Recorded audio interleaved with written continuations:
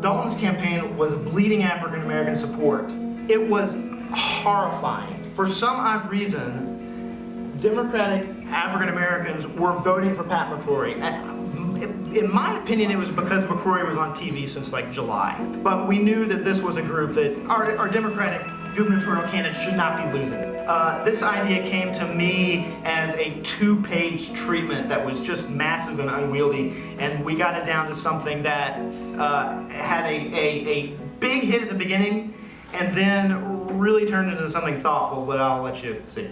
Pat McCrory just doesn't understand the African American experience in North Carolina. A politician who doesn't understand why I'm upset about voter ID laws. Doesn't understand our experience. A man who wants to cut funding for women's health. Who wants to cut teacher benefits. Who wants to cut Smart Start, Pre-K, and more at 4. Doesn't understand our journey.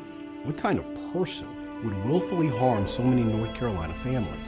And it's not just black families. It's any family, white, black, Latino. Whose generations have lifted their children from poverty to the middle class. But where Pat McCrory is wrong, Walter Dalton gets it. Walter Dalton helped minority businesses get off the ground. Increased funding for historically black colleges by 60%. And fought health disparities in diabetes, sickle cell, and HIV. Pat McCrory doesn't need to be governor. He needs a history lesson. I'm Walter Dalton, candidate for governor, and I sponsored this ad. So that made a lot of people really mad. I was astonished that the campaign released it. We are saying for the first time, the Republican nominee for governor doesn't understand black people. Overtly, the first line. We knew it was going to be rough. Here's what happened.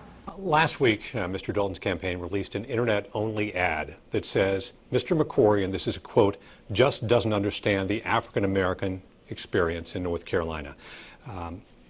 Is characterizing your opponent's view of race appropriate in this campaign, and how would you be sensitive to issues of race if you were elected governor? Mr. Dalton. Well, I think you have to understand that that was about the time he was running a TV ad that had someone who had made very derogatory and offensive comments after losing a race by 24 points.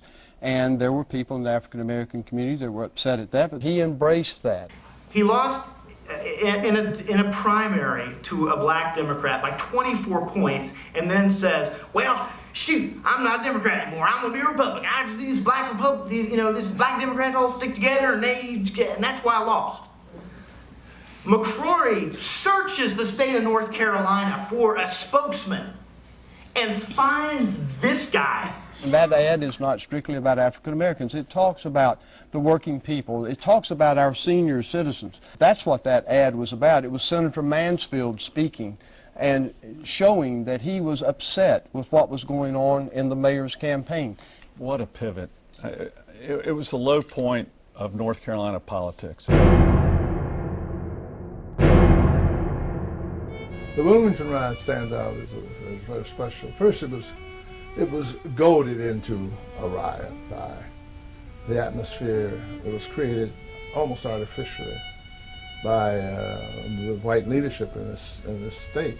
It did what so many riots don't do. It overthrew the leadership, which happened to have been official. There were office holders, black, and some white, who were run out of their offices, and to that extent it was a coup d'etat. You needed that job, and you were the best qualified, but they had to give it to a minority because of a racial quota. Is that really fair? Harvey Gantt says it is. Here's how I would approach that issue as a statistician, is how abstract you handle the race thing. You start out in 1954 by saying nigger, nigger, nigger. By 1968, you can't say nigger. That hurts you, backfires. So you say stuff like forced busing, states' rights, and all that stuff. And you're getting so abstract now, you're talking about cutting taxes, and all of these things you're talking about are totally economic things, and the byproduct of them is blacks get hurt worse than whites. And subconsciously, maybe that is part of it. I'm not saying that, but I'm saying that if it is getting that abstract and that coded, that we're doing away with the racial problem one way or the other. You follow me?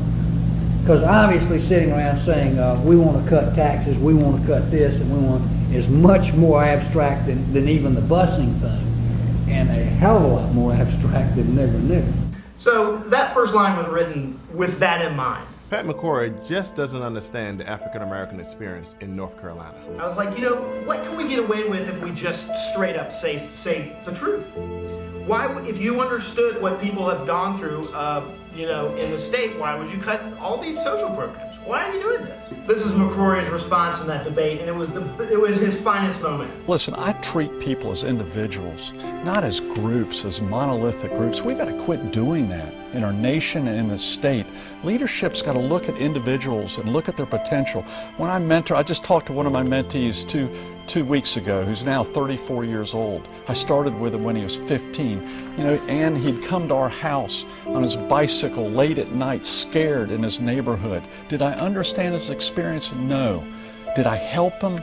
Yes. And he taught me as much as I taught him. And it's a friendship that will be with me for life. And I'm proud of that experience and leadership. And I didn't bring the cameras to do this. I did it because it's the right thing to do, and to be accused of something in a YouTube ad is inexcusable.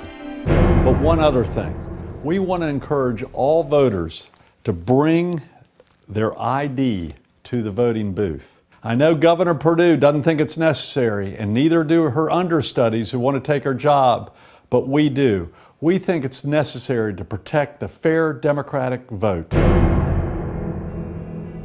That ad sort of cut both ways. I knew it was risky when we were putting it together. It was, I think if you dig down into the text and look at the text, it's a good ad, but it is a little complicated, and this was the coverage of it. Dalton and McCrory are fighting about race, and it made us look like we had really been the aggressor there. And then, like I said, it gave McCrory the opportunity to say, no, look at me. You know, I'm a mentor, I do wonderful things. And that's not necessarily something that you want to hand people.